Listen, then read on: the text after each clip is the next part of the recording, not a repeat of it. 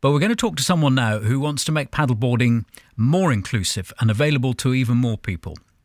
This is someone who grew up in Cornwall and is leading the way to help people with disabilities get involved in paddleboarding. He's called Will Behenna from St Austell and has been working on paddleboard designs which allow people in wheelchairs to get involved in the sport. And Will calls it SIP, Seated Inclusive Paddling. And I'm delighted to say he's with us this morning. Morning, Will.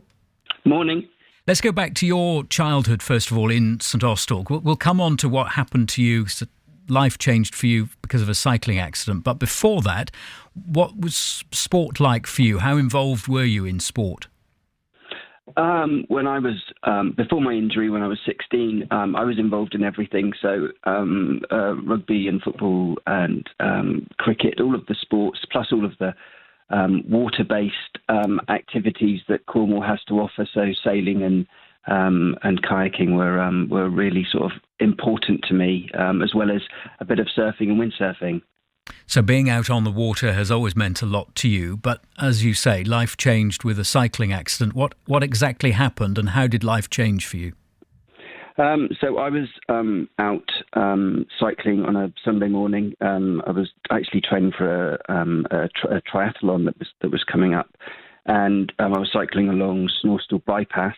And I can't really remember much about the actual day, but effectively I cycled into the back of a car and broke my back and damaged my spine and was in an air ambulance up to Derriford, and then the rest of my life was just very, very different to how it was before. And yet your passion for being in the great outdoors, for being involved in sport of all kinds, including paddleboarding or being on the water, remains strong. How have you worked towards getting back on the water and making it possible for other people who are perhaps wheelchair users or have mobility issues? It was quite interesting. I was on my Facebook page the other day and a friend of mine posted a picture of me on a kayak down at Carlisle Bay, and I think that was probably about 9 months after my accident. So even within a relatively short time of being injured, I was already back on the water, and I've never really stopped being out paddling, whether that's been sailing or kayaking. I've just always wanted to do it, and so I've worked with lots of different organisations to help me to get paddling, but it's always come from me, sort of having to design kind of supports to go into kayaks to enable me to get out on the water safely. And what's kayaking is obviously you're sitting down as long as you've got the ability to get into it. Once you're in and you've got upper strength, you're able to paddle along. But the craze for paddleboarding, stand-up paddleboarding, has really taken off. How have you adapted to go between what is kayaking and what is stand-up paddleboarding? What have you put in between that? So I was always really frustrated that I couldn't go out kayaking independently. And when the paddleboards came out, I just saw that as a fabulous opportunity for me to get out on the water independently, especially with an inflatable paddleboard. And so I went and just bought a generic paddleboard and had a look for seating and realised that none of it was going to work for me because it just wasn't strong enough. It wasn't supportive enough. So I went into my shed and looked at the material that I had, which was mostly wood. And so I built a seat out of wood.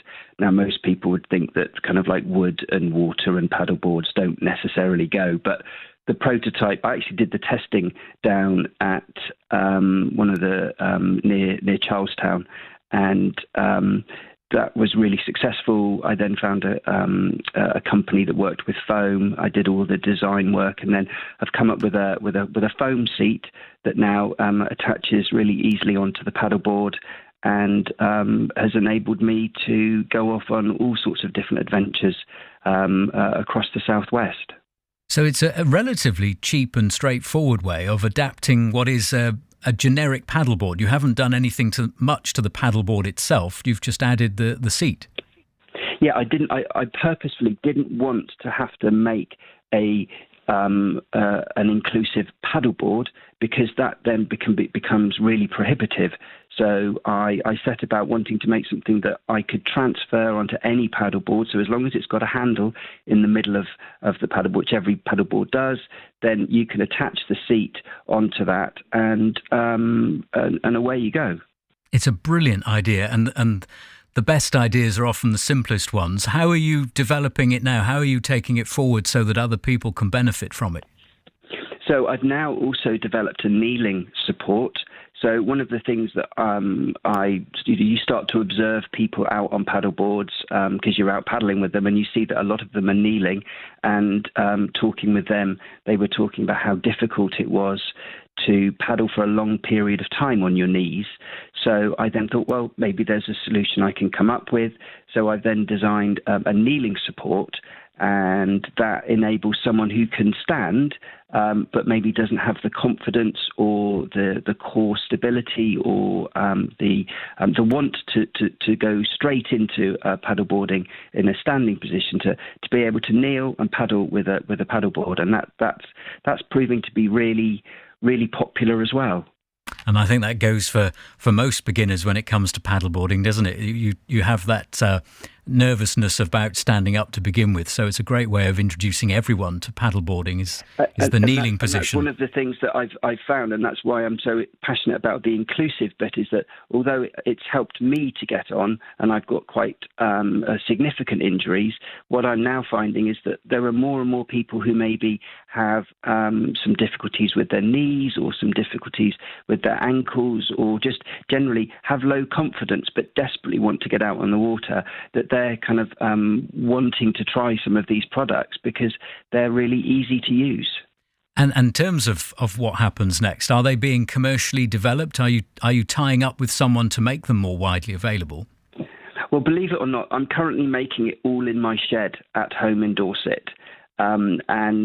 Which for me has just been fabulous, to actually design something and then actually make it and then put it out on the water and then watch someone get on it and use it is very rewarding. I've got a lot of work to be doing over the winter to potentially look at different ways of developing the products, but ultimately I'm going to be working with a number of different organisations and planning to sell them so that everyone can enjoy them. Well, you never know. There might be someone in Cornwall today. We've got lots of businesses here involved with surfing and developing surfboards and things. There might be someone here today who wants to team up with you and take that idea further. I hope that happens. Well, if you type in inclusive paddleboarding into any of the Facebook or Instagram, then I come up. And please get in contact with me. Have a look at what I'm doing. If you've got any suggestions or ideas, then I'm always open, because I can adapt and modify things so easily and effectively, because that's my skill set. Brilliant stuff. I hope it goes from strength to strength. Thank you for telling us about it this morning, Will. Have a good day.